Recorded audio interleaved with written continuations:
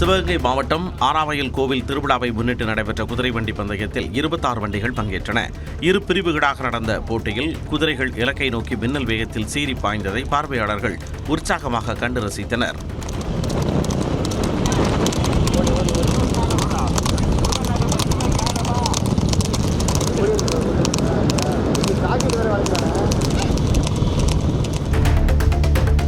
Kodaikanal Brian பூங்காவில் பூத்து குலுங்கக்கூடிய ரோஜா மலர்களை சுற்றுலா பயணிகள் உற்சாகத்துடன் கண்டுகளித்து வருகின்றனர். மலர் படுகைகளில் மஞ்சள், சிவப்பு, ஊதா, வெள்ளை, இளஞ்சிவப்பு உள்ளிட்ட பல்வேறு வண்ணங்களில் ரோஜா மலர்கள் பூத்து குலுங்குகின்றன. கண்களுக்கு விருந்தளிக்கக்கூடிய ரோஜா பூக்களின் முன்பாக நின்று சுற்றுலா பயணிகள் புகைப்படம் எடுத்து மகிழ்கின்றனர்.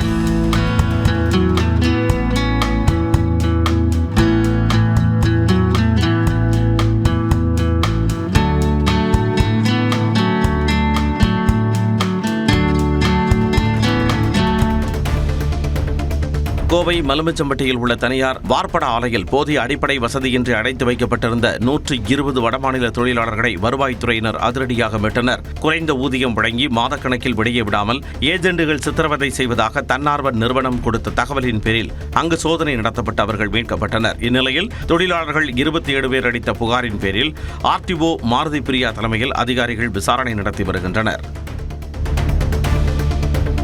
தமிழகத்தின் 2வது பெரிய மாம்பழச் சந்தையான திண்டுக்கல் மாவட்டம் நத்தத்தில் மாம்பழ விற்பனை கடுமையாக பாதிக்கப்பட்டுள்ளது. அமெரிக்கா ஈரான் போர் சூழலால் மேங்கோ ஜூஸ் ஏற்றுமதி முடங்கியுள்ளதாலும் வெயிலால் பழங்களின் தரம் குறைந்ததாலும் வியாபாரிகள் வருகையின்றி விலை 50% வரை சரிந்துள்ளது.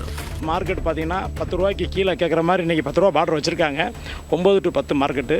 இந்த 9 to 10 மார்க்கெட்டை விட இன்னும் குறையுங்கிற இதில் விவசாயிகள் பூராமே ரொம்ப பரிதாபமாக பதற்றமாக இருக்காங்க. திருவள்ளூர் மாவட்டம் பொன்னேரி கிருஷ்ணபெருமாள் கோவில் சித்திரை திருவிழா தேரோட்டம் விமர்சையாக நடைபெற்றது.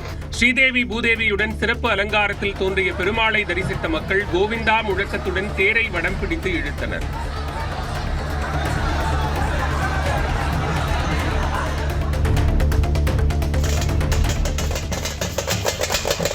திண்டுக்கல் மாவட்டம் வத்தலகுண்டு அருகே தும்மலப்பட்டி கிராமத்தில் முத்தாலம்மன் கோவில் சித்திரை திருவிழா விமர்சையாக நடைபெற்றது. விவசாயம் செழிக்கவும் கால்நடைகள் நலம் பெறவும் வேண்டி 1000த்திற்கும் மேற்பட்ட பெண்கள் முளைப்பாரி ஏந்தி கிராமம் முழுவதும் ஊர்வலமாக வந்து தங்களது நேர்த்திக் கடனை செலுத்தினர்.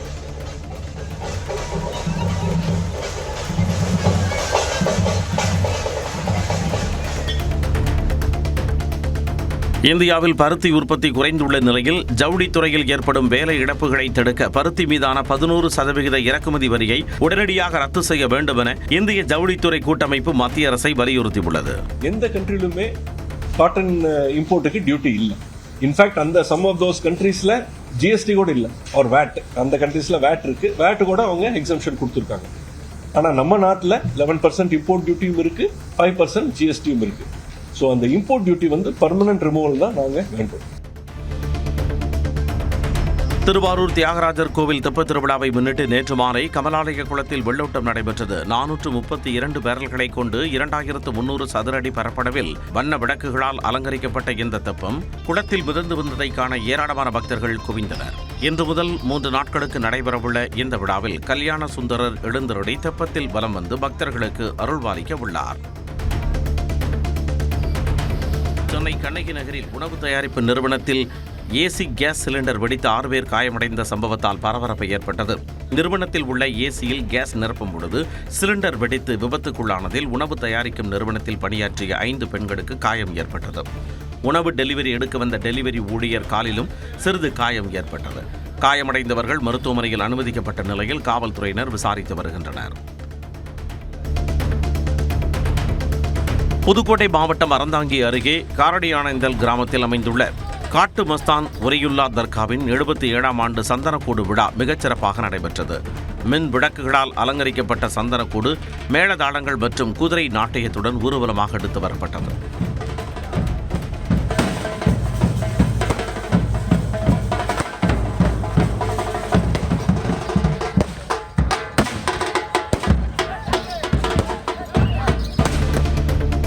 பழனியில் பேருந்தில் இடம் பிடிப்பதற்காக இருக்கையில் போட்டு வைக்கப்பட்டிருந்த கைப்பையை மூதாட்டி ஒருவர் திருடிச் செல்லும் சிசிடிவி காட்சி வெளியாகியுள்ளது. பெண் ஒருவர் கைப்பையை வைத்துவிட்டு கீழே நின்ற நிலையில் அதனை மூதாட்டி எடுத்துச் சென்றார். அடையாள அட்டை, ஏடிஎம் கார்டு, பணம் உள்ளிட்டவை கைப்பையில் இருந்ததாக கூறப்படும் நிலையில் காவல்துறையினர் விசாரணை நடத்தி வருகின்றனர்.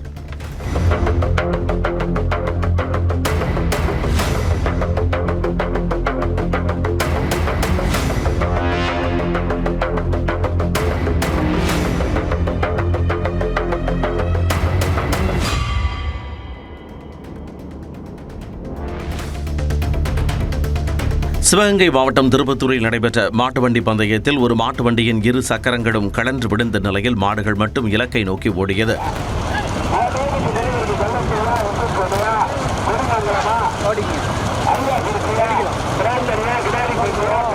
மற்றொருபுறம் மாட்டுப் பந்தயங்களுக்கு போட்டியாக சாலையோரம் நின்றிருந்த பசுவும் கன்றுக்குட்டியும் சீறி பாய்ந்து ஓடியதைக் கண்டு பார்வையாளர்கள் ஆரவாரம் செய்தனர்.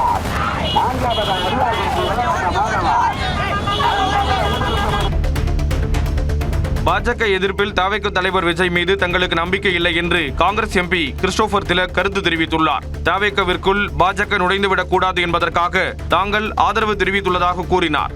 தவேக மத சார்பின்மை அப்படின்ற ஒரு கொள்கையில நாங்க முழு நம்பிக்கையோட இருக்கிறோம். இந்துத்துவ சக்திகளோட சேர மாட்டோம்னு உரத்த குரல்ல சொல்ல வேண்டியது அவங்களுடைய கடமை. தாவேக தலைவர் விஜய் எந்த இடர்பாடுகளும் இன்றி முதலமைச்சராக பதவியேற்க வேண்டி திருப்பூர் வாலிப்பாளையம் சாய்பாபா கோவிலில் அக்கட்சி வழக்கறிஞர் பிரிவினர் மண்டியிட்டு சிறப்பு வழிபாட்டில் ஈடுபட்டனர்.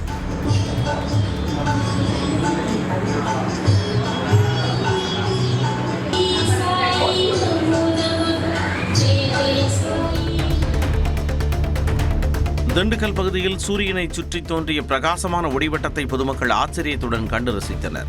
சுமார் 2 மணி நேரத்திற்கு மேலாக நீடித்த இந்த அபூர்வ நிகழ்வின் பொழுது சூரியனை சுற்றி வானில் நிறங்கள் வளையம் போல் காட்சியளித்தன. வானில் உள்ள மேகக்கூட்டங்களில் சூரிய ஒளிப்பட்டு 22 டிகிரி கோணத்தில் ஏற்படும் ஒளிச்சிதறல் காரணமாகவே இத்தகைய வளையம் தோன்றுவதாக வானியல் ஆய்வாளர்கள் தெரிவித்தனர்.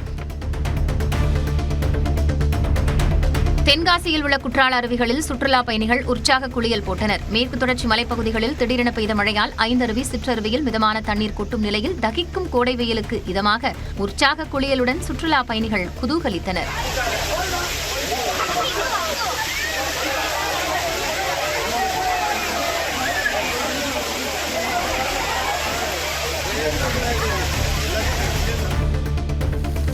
திருவாரூர் மாவட்டம் நன்னிலம் மற்றும் சுற்றுவட்டார பகுதிகளில் கனமழை பெய்தது. நன்னிலம், மணவாளம்பேட்டை, திருக்கண்டீஸ்வரம் உள்ளிட்ட பல்வேறு பகுதிகளில் 1 மணி நேரத்திற்கு மேலாக கனமழை பெய்தது. பருத்தி சாகுபடியில் ஈடுபட்டு வரும் விவசாயிகள் இந்த மழையால் மகிழ்ச்சியடைந்தனர்.